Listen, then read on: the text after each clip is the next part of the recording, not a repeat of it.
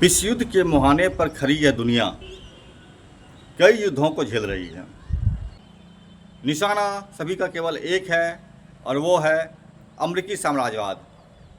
युद्ध के एक पक्ष में अमेरिकी साम्राज्यवाद है तो दूसरे पक्ष में दुनिया के अनगिनत देश हैं, खासकर अरब, चीन, रशिया, ईरान, लेबनान, इसके अलावे अन्य देश भी। जल्दी ही रूस में ब्रिक्स सम्मेलन होने जा रहा है जिसका एक भागीदार भारत भी है। आइए जानते हैं क्या चल रहा है देश में, दुनिया में।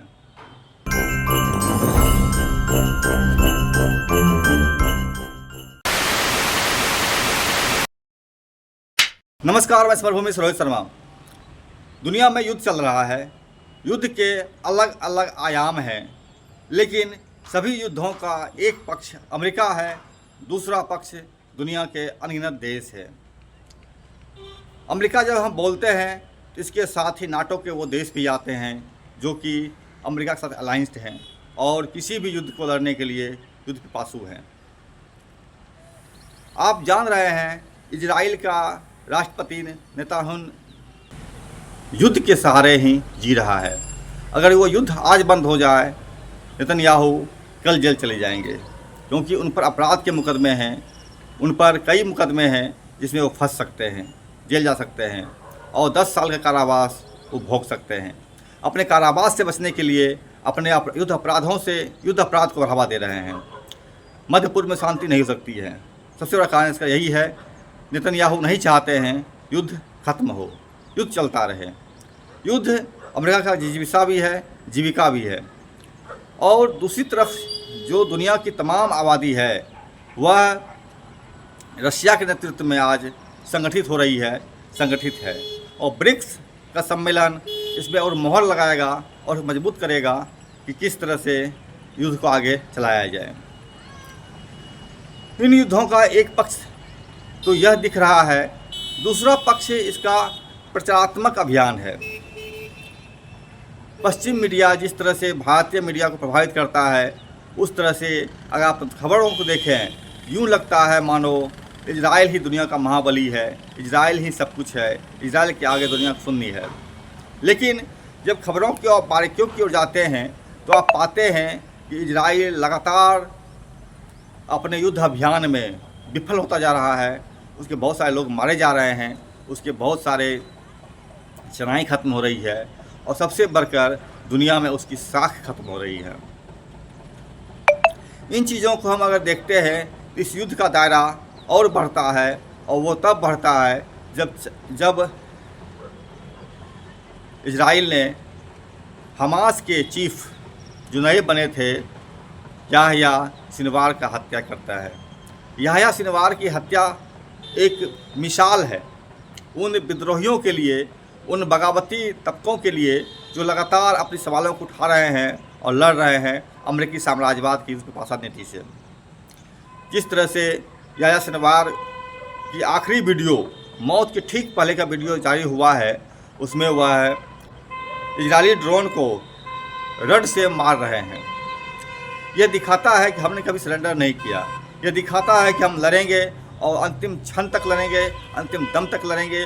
और यही वो संदेश है जो याह्या सिनवार ने दुनिया को देने का कोशिश किया है अपने तमाम हमास के साथियों को, अल्लाह के साथियों को, दुनिया के उन तमाम लोगों को जो कि युद्ध लड़ रहे हैं अमेरिकी साम्राज्यवाद की भाषा की नीति के खिलाफ, उनको संदेश दिया है।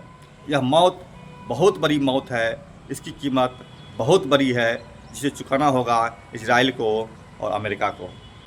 इन युद्धों के साथ साथ एक युद्ध भारत में भी चल रहा है। आपको बता दूं, भारत में दो राजसत्ताएं काम कर रही है और दोनों सत्ताएं आपस में टकरा रही है। इसमें खून बह रहे हैं लोगों के। एक सत्ता है भारत सरकार के, वह सत्ता जिसे हम आए दिन देखते हैं मोदी सरकार के रूप में, या उसके बाद जो बनेगी या उसके पहले जो बना था। दूसरी सत्ता है जनता सरकार की सत्ता, जिसके लिए जिम्मेवार हैं CPI माओवादी, जो लगातार उसके लिए काम कर रहे हैं और जनता सरकार की सत्ता स्थापित करने, उसको मजबूत करने और उसको विस्तृत करने के लिए दिन रात संघर्ष कर रहे हैं। दोनों सत्ताएँ की अपनी खामियाँ खूबियाँ हो सकती है, लेकिन सवाल है दोनों सत्ताओं के बीच जो द्वंद्व चल रहा है, संघर्ष चल रहा है, यह किसी युद्ध से कम नहीं है। अभी अमेरिका के पेंटागन से लीक हुई दस्तावेज से जाहिर होता है कि जब इतना ज़्यादा हमला इजराइल पर हिजबुल्लाह ने, हमास ने इराक के दौरान 180 फेंके गए मिसाइल ने किया है, इससे आतंकित अमेरिका अब एक आखिरी विकल्प पर पहुंचा है, वह है परमाणु बम का। उस दस्तावेज़ को देखने के बाद समझ में आता है कि अमेरिका 15-16 अक्टूबर को ईरान में परमाणु बम गिराने की प्लानिंग लिया था, और यह प्लानिंग एक ऐसी चीज़ है जो पूरी दुनिया को तृतीय विश्व युद्ध के मुहावने पर धकेल दिया है, और इसका परिणाम इतना विभीषिका भरा होगा जिसका कोई मिसाल नहीं है। अगर अमेरिकी समाजवादी ये सोचता है तो परमाणु बम का इस्तेमाल किसी भी देश के ऊपर आज कर सकते हैं, तो अब दुनिया में अकेला परमाणु बम संपन्न देश अमेरिका ही नहीं है, रशिया भी है, चाइना भी है, अब तो ईरान भी है। ऐसे बहुत सारे मुल्क हैं जिनके पास परमाणु बम है। ऐसे में जो स्थिति बनने जा रही है, जो विभत्स स्थिति बनेगी, वो बहुत ही भयानक है। इस तस्वीर का एक पहलू है। अब हम भारत की तस्वीर को देख लेते हैं। जिस तरह से दो सत्ताएँ टकरा रही है, जनता सरकार और भारत सरकार की टक्कर चल रहा है, इसमें भी कुछ दिन पहले ही जनता सरकार के 38 गुरिल्ला मारे गए हैं, जिसे वो अपनी भाषा में शहीद बोलते हैं।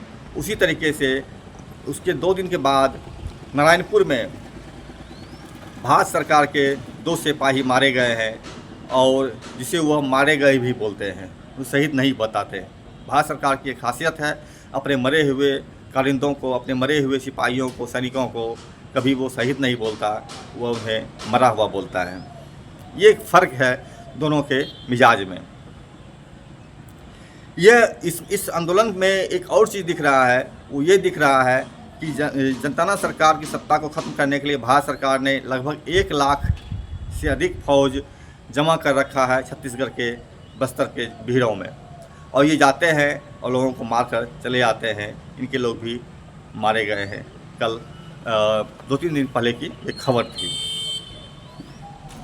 ये युद्ध चल रहा है। इस युद्ध में एक और चीज़ जो भी नई प्रगति हुई है, वो यह प्रगति हुई है कि भारत सरकार के जो प्रोपेगेंडा चलाने वाले लोग हैं, वो कह रहे हैं कि माओवादियों के ऊपर परमाणु बम गिरा दिया जाए ताकि एक ही बार में सब खत्म हो जाए। तो परमाणु बम एक ऐसा चीज़ बन गया है, तमाम युद्धों को रोकने का या फिर युद्ध को ध्वस्त करने का एक नया प्लानिंग है।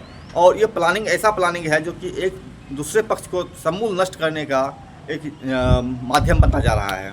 ऐसे में हर वह ताकत जो जनवाई ताकतें लड़ रही है अपनी मांगों के लिए, जंगल ज़मीन के अधिकार की बात करने के लिए, उनको यह सुनिश्चित करना पड़ेगा वो एक ऐसी सत्ता से लड़ रहे हैं जो परमाणु बम रखता है, तो आपको तैयारी इसी रूप में करनी पड़ेगी, अन्यथा आप कब मिट्टी मिला दिए जाएंगे यह कहा नहीं जा सकता। युद्धों में मौतें एक अनिवार्य चीज़ है, वो होती ही है।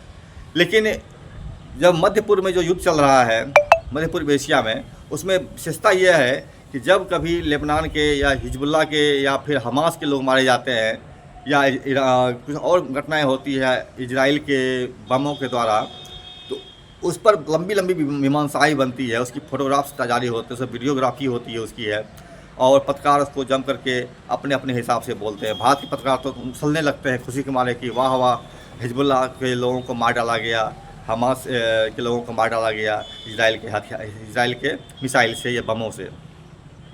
लेकिन यही नुकसान जब इजराइल को होता है हिजबुल्लाह के मिसाइल से या ईरान के मिसाइल से, इसका ना तो कोई फोटोग्राफी जारी होता है, ना कोई वीडियोग्राफी बनता है, और ना ही इसका किसी तरह की सूचना दी जाती है।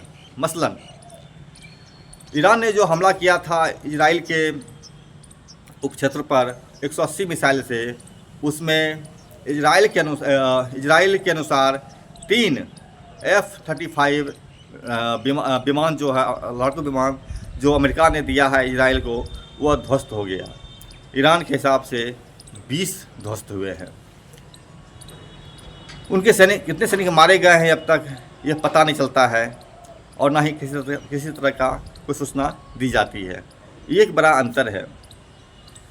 इसका मसला एक और भी होता है, जब कोई सत्ता अपने खून, अपने युद्ध पिपासा को छिपाने के लिए कोई युद्ध करता है, तो उस युद्ध पिपासा की आकांक्षा में जारी युद्धों में उसका कितना नुकसान हुआ है, इसे वह घटा कर बताते हैं या कई बार तो बताते ही नहीं हैं। लेकिन जब कोई उत्पीड़ित राष्ट्रीयता या जनता विद्रोह करती है, आंदोलन करती है, तो वह अपने शहीदों को छिपाती नहीं है, जिन्हें वो शहीद बताते हैं और उनकी वह प्रतिस्थापित करती है, उनकी प्रतिमा बनाती है, उसका सम्मान करती है और वह अपने जो वास्तविक नुकसान होता है उनके योद्धाओं का, उसका वो खुलकर जिक्र करती है।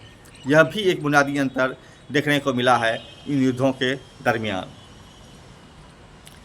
ये इसके अलावा जो मैं बार बार बताता रहा हूँ कि जब कोई ऐसी राष्ट्रीयताएँ, उत्पीड़ित राष्ट्रीयताएँ या उत्पीड़ित जनता युद्ध की तरफ जाती है, तो वह आम नागरिकों को नुकसान नहीं पहुंचाती है। आम नागरिकों के खिलाफ, आम नागरिकों के रिहायशी मकानों पर हमले नहीं करती है। लेकिन जब एक युद्ध पिपासु सरकार, सत्ता जनता पर युद्ध लादती है, तो वह सिर्फ जनता को निशाना बनाती है, वह आम रिहायशी मकानों को ध्वस्त करती है, जीवन जीने की बुनियादी सुविधाओं को वो नष्ट करती है। और यही बुनियादी फ़र्क है दोनों युद्धों में। भारत के अंदर में भी जो छत्तीसगढ़ के अंदर युद्ध चल रहा है भारत सरकार और जनता सरकार के बीच, इस युद्धों में भी यह चीज़ आप साफ साफ देख सकते हैं। ये युद्ध किस तरफ जाएगा ये तो वक्त बताएगा। जिसकी ताकत होगी वो जीतेगा, जिसकी ताकत छिप जाएगी वो ख़त्म हो जाएगा। लेकिन इस युद्ध का सबक हर किसी को, हर देशवासियों को लेना चाहिए और अपना मंतव्य उस पर ज़रूर देना चाहिए। नमस्कार, मैं समरभूमि से रोहित शर्मा। चैनल देखिए, लाइक कीजिए, सब्सक्राइब कीजिए, शेयर कीजिए और हमसे जुड़े रहिए।